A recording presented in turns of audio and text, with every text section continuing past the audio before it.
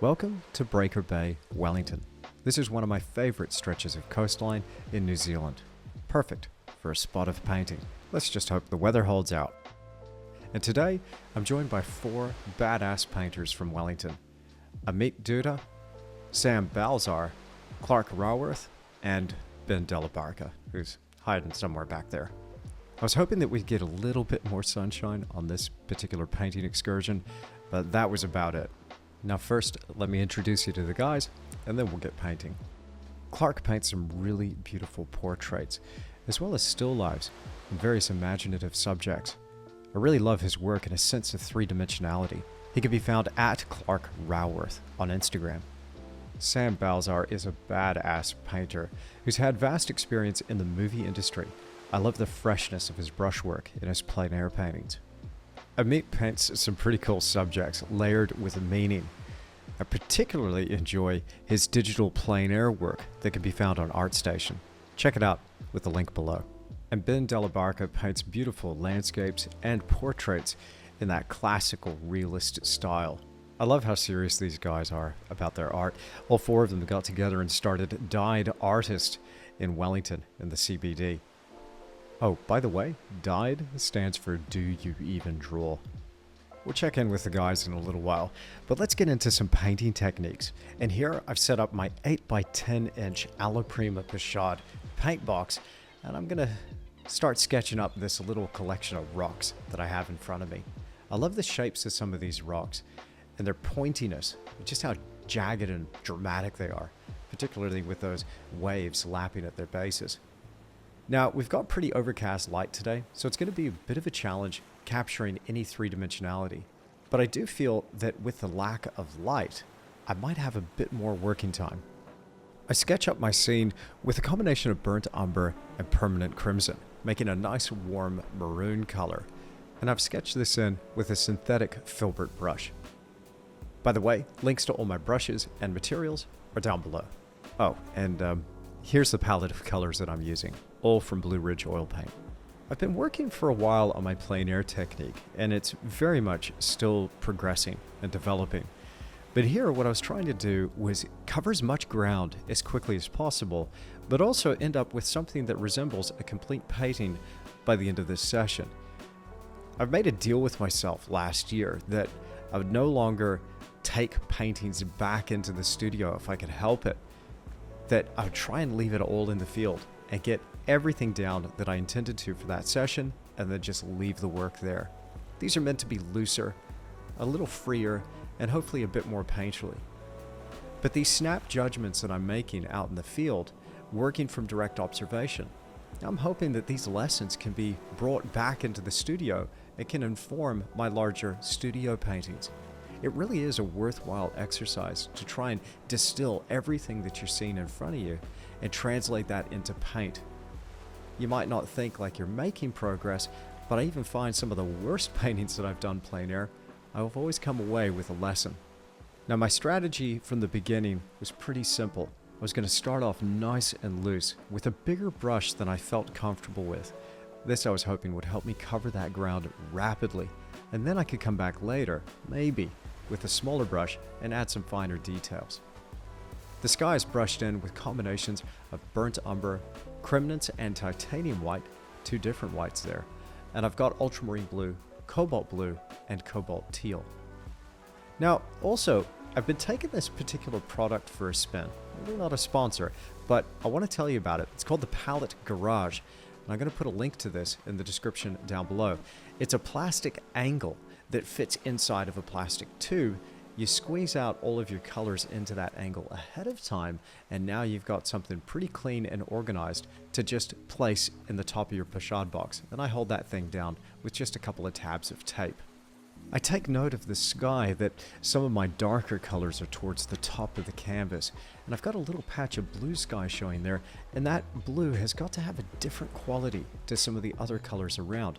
And for this, cobalt teal is a dynamite color. It's got that little tinge of green dirtiness that makes it feel pretty natural with sky notes that are closer to the horizon.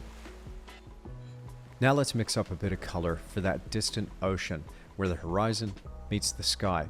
Now here, it's a pretty sharp line I'm noticing, and relatively dark in terms of tone, particularly on this overcast day.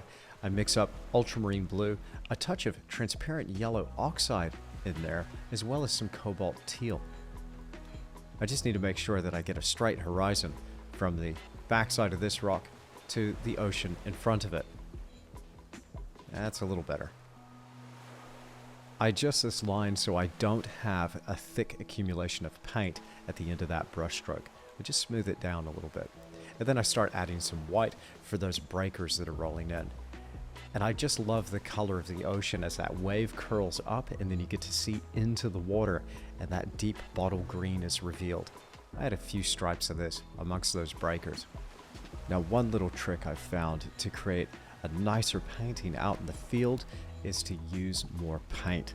This helps me travel a little bit faster, it helps my brushwork be a little bit freer and looser, and those paintings appear fresher as a result. Let's check in with the guys and see how they're getting on. I love Clark's heavy-duty DIY setup. Very cool. Amit is making progress rapidly with a beautiful 6x8 study. Sam has opted for a longer composition, trying to take in the whole scene. I'm excited to see how this one turns out. Throwing as much as I can on the canvas. And Ben here has taken an interesting angle, trying to capture the essence of a wave. You'll notice on my Plein Air palette I don't have any black at all. I like to mix my darker tones, and the most common mix that I use is burnt umber and ultramarine blue. I can go even darker though with burnt umber, quinacridone magenta and phthalo green, or phthalo green and permanent crimson. I find these make blacks that are alive, that you can push into other dimensions depending on your combinations of colors. I lay in some of these dark shadows with a bristle brush, and then I start working out some lighter grays, following along the form and crevices of these rocks. My intention is to come back later and add some finer cracks and details to these rocks, maybe towards the end of the session. Now recently I've been playing with light working Plein Air and locking in my shadows first. Now this is a bit different to my studio approach where I work with whatever's furthest away and then bring that painting forward in those tiers of depth from the sky all the way to the foreground. But because here we have an overcast day, I thought I would take that studio approach and again start with the sky, move forward through the ocean, and then worry about the rocks towards the end. But if the sun was shining, I would have locked in those shadows first. Now this helps me prepare in case that light does shift during a session. And here, maybe the sun will come out. You never know. And despite the blustery overcast conditions, everybody is stuck into it and deep in concentration.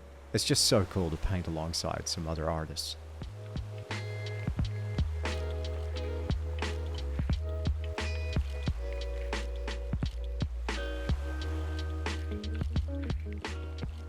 My painting's progressing. Despite the lack of light, I'm pretty happy with the way it's coming out. It's got a nice sense of depth to it. Hopefully we can amplify that as we carry on. I cut around the edges of my rocks by bringing in some of that distant ocean color and continue to work that edge, that boundary where rock meets sea. Now this Alla Prima Pochade paint box has been knocking around the field for nearly a decade. It's by far my favorite box. This particular one is called the Blackfoot. I'm going to put a link to it in the description down below. It holds all of the panels that I need in the field inside the lid. And it's got a spring-loaded clasping mechanism that's even got some magnets as well to hold those panels in place, and it's pretty sturdy. I enjoy how stable this box is, particularly in a high wind situation, but you've got to have a pretty sturdy tripod. There's a little bolt hole where you could screw the tripod into the base of the box. And it also holds all of the gear that I'll need, which makes it pretty convenient. Now my strategy for using more paint is paying off from a time perspective, but I also feel that it's helping achieve some cleaner brushwork, particularly with those transitions of grays and deeper tones in the rocks in the foreground. Now just to note, I predominantly use one brush for the most part when I'm working outside, and I'm continually wiping that brush off in some paper towel. But when I was going from the sky to the ocean to the rocks, I had a couple of brushes on hand. Here's a number 2, and I've also been using a number 4 bristle filbert brush. Ben's made some beautiful progress with his wave. It's looking very three-dimensional. Amit is making great progress capturing the energy of the scene. Clark has taken a methodical approach, just moving one tier of depth at a time. And I best not disturb Sam. He's pretty deep in concentration there. Now I had a bit of a challenge here, and that was to capture the texture of those rocks and the beach, but everything was kind of the same brown-gray color. So how could I do that? So my thought was to change the type and direction of stroke that I was making, and the way I was placing darker tones adjacent to some lighter tones. Here, just try to capture that texture of footprints in the beach, but not overdoing it. Now once I've laid down all of that loose brushwork, I start thinking about some of those finer points that I like to make, working with some of the breakers, sharpening up some of those waves, and then working with these fine shadows in the deep crevices of these rocks. A beautiful brush for that is the Ivory Dagger, laden with some phthalo green and permanent crimson to make near black shadows. This allows the rock to pop and really jump forward ahead of the other rocks. I kind of enjoy the way the imprimatura shows through. This is the burnt umber and burnt sienna wash that I apply to those linen panels and rub this off thoroughly before beginning my painting.